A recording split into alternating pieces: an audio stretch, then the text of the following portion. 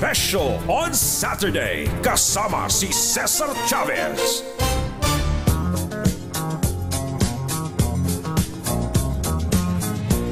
Alright, tuloy-tuloy tayo sa ating palatuntunan special on Saturday. Sa bahaging ito ng ating palatuntunan, makakausap natin si dating Senador Ping Lacson.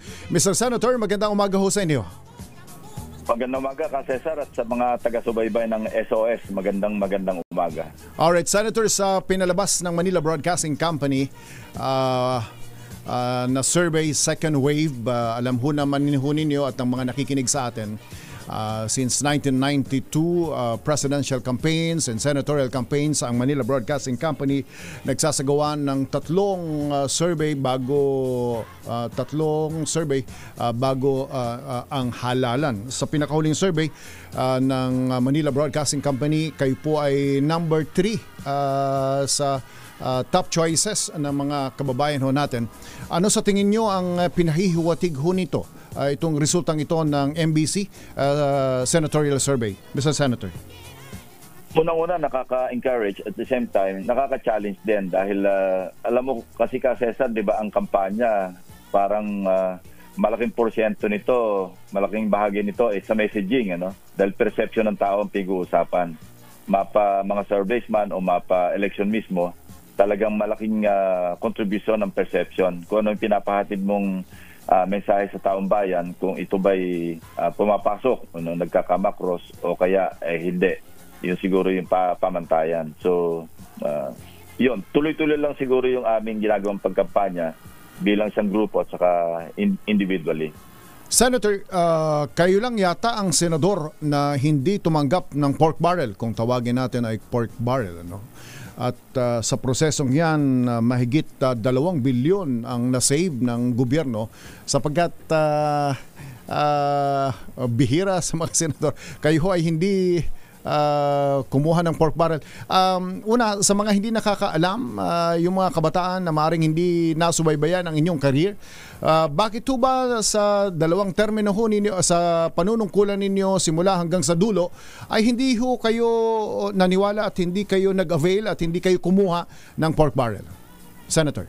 Ang aking dahilan, ang aking katwiran, kasi kung kukuha ka ng pork barrel, maski hindi ka kumukuha ng komisyon, talagang paghihinalain ka pa rin na kumuha ka ng komisyon, o kung hindi man, may mga enterprising na mga tao na malapit sa iyo o kaya mismo sa staff mo na baka sila yung nakipagnegosasyon nang wala kang kamalay-malay. So sa akin, para lang malinaw na ako'y hindi kukuha ng komisyon, wala akong pagkukuhanan ng komisyon kasi hindi ako nag-avail ng nag-avail ng pork barrel.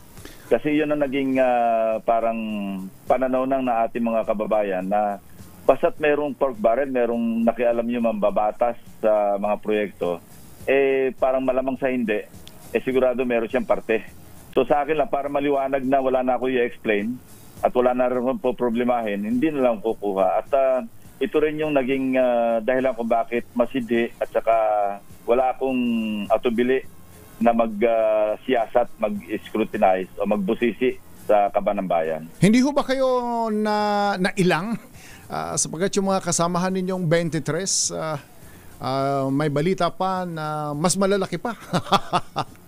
Hindi lang doon sa the usual ang nakukuha nilang pork barrel. Hindi ho ba kayo naiilang? At pangalawa, paano ho ninyo ito ipinaliliwanag sa mga barabarangay? Kapag kayo ay naimbitang speaker at dumadalo kayo sa kung ano-anumang aktibidad sa mga lalawigan, sa mga bayan, sa mga lungsod, paano ho ninyo, sapagkat naging karaniwan na ng mga Pilipino na ang relevance ng mambabatas, congressman at senador ay sa pamamagitan ng pork barrel, yung may maituturo, o ayang tulay na yan ay pinagawa sa pondo ko, o itong paaralan yan ay pinagawa sa pondo ko, itong kalsadang ito, yung gusaling ito ay pinagawa sa pamamagitan ng inisyatiba ko.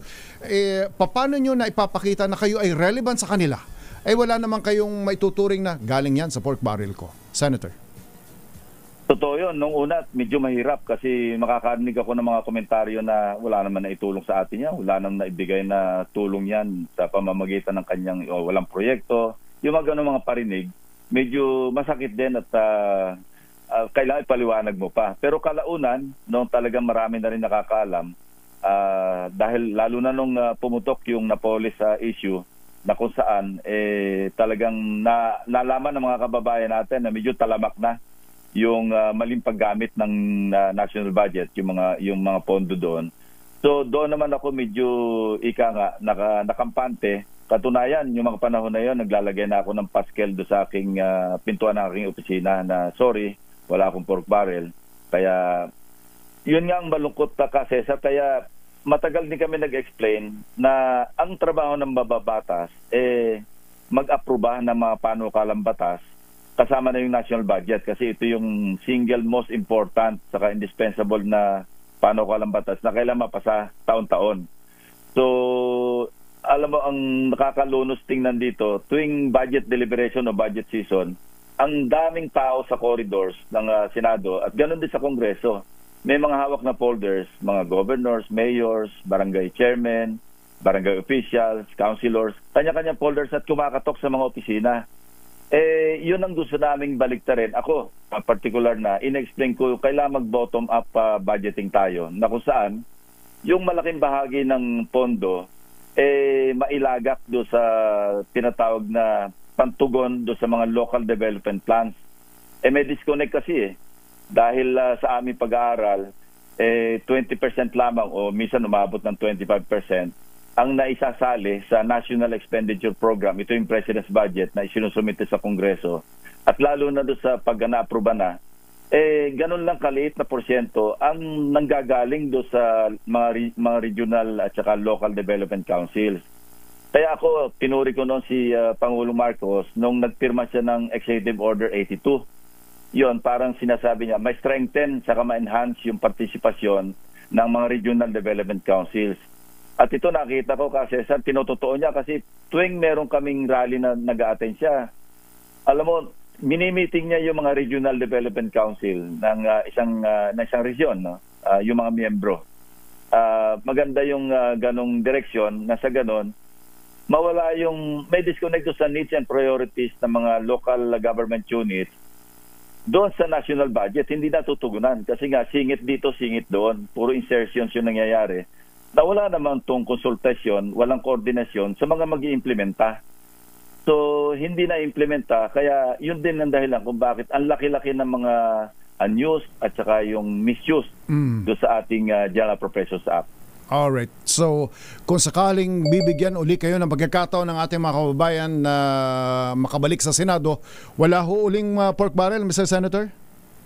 Oo, tuloy-tuloy yun. Kasi yun na yung nakagisnan. Pati mga staff ko, alam na nila yung gawin sa opisina. And I think each one of them they take pride na sa aming opisina talagang walang kalokohan, walang mga malicious na mga gawain at lahat talagang tapat. Alright. Napakasisipag nilang magpuyat sa gabi pagka budget season. Senator, can the Senate, the House, both houses of Congress survive without pork barrel? Yes, definitely. Kasi dapat nga i-correct na natin yung budget process Kasi ang budget process, dapat talaga yung ang implementasyon nito sa executive lang. At kami trabaho namin mag-oversee nung aming mga may mga amendments man o wala, i-oversee namin yung pagpapatupad ng aming pinasang batas. Hindi lamang sa budget, kundi yung pangkaraniwang mga measures na naipapasa namin. Alright, Senator, on another point and last point, Senator, kung mayroong mga nagpapahiwatig at nag-i-encourage sa rank and file ng Philippine National Police o kaya ng Armed Forces of the Philippines to take partisan activity sa nangyayaring halimbawa pag-aresto sa dating Pangulo at pagdala sa The Hague, anong mensahe ho ninyo sa kapulisan sapagkat kung minsan may nakikita tayo na umalis na raw sa PNP, nag-encourage na sumama sa kung anumang activity na partisan. Ano ho ba ang dapat maging behavior ng PNP at ano ang dapat maging behavior ng Armed Forces? Kayo bilang produkto ng Philippine Military Academy at matagal na nasa serbisyo, paano dapat nagbe-behave ang mga taga PNP at AFP sa panahon na mayroong political divisiveness sa ating bansa? Manatiling professional at saka tapat sa kanilang tungkulin. Yun lang siguro ang pinakamagandang mensahe. At alam mo, hindi na natin maintindihan yun dahil sa day and age of information technology, maraming fake news talagang kumakalat. So, alam naman natin, nasa training naman nila yan na hindi sila, dapat meron silang fact-checking lagi. At kung meron mga ganong mga bali-balita, dapat wag sila makihalo. Bago kayo nakakuha ng na-promote sa matataas na pwesto ng Philippine National Police, you were once a seasoned intelligence officer. Yung practice ninyo ng validation, ng cross-checking ng mga datos in aid of operation, in aid of policy.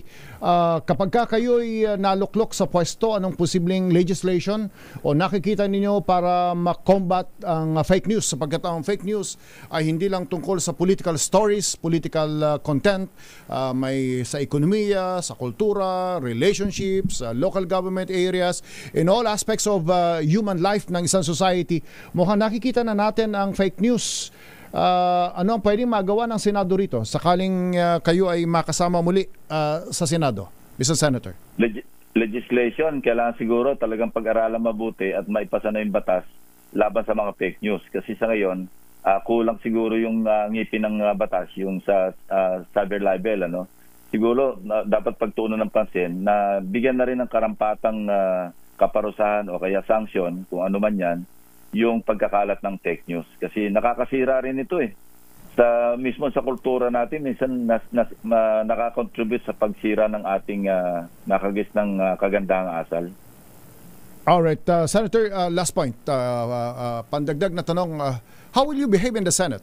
Just in case muli kayong maluklok sa Senado, kayo hubay, well, ipinakita yung independence ninyo nung mga nakaraan. Now you're with a ruling party or coalition. Paano ang isang senador, Ping Lacson, kapag ka nabalik sa pwesto? How will you behave as a public official and as a senator?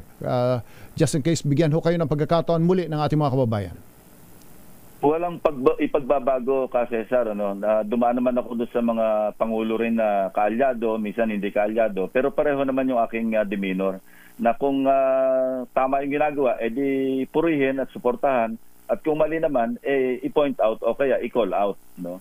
Panahon ni Pangulong Pinoy, kaalyado ako ni Pangulong Pinoy. Pero a few times, nagko-call out din ako. Ganon din kay Pangulong Duterte. At I would like to believe nung ako'y naimbitahan, kahit ako'y independent, wala akong partido, ni Pangulong Bongbong Marcos na sumama doon sa alyansa. Alam naman niya siguro na ako, natural sa akin pagka-fiscalizer at pagpapatuloy ko yun. And yet, kasama ako doon sa alyansa. So, yun lang ang masasabi ko na wala ako'y pagbabago. Pagkamali, di siyempre, gawan tayo ng paraan para maituwid naman yung mali. Alright. Senator Ping Lacson, maraming salamat sa orason ninyo na ipinagkaloob sa ating palatuntunan sa umagang ito. Magandang umaga po sa inyo.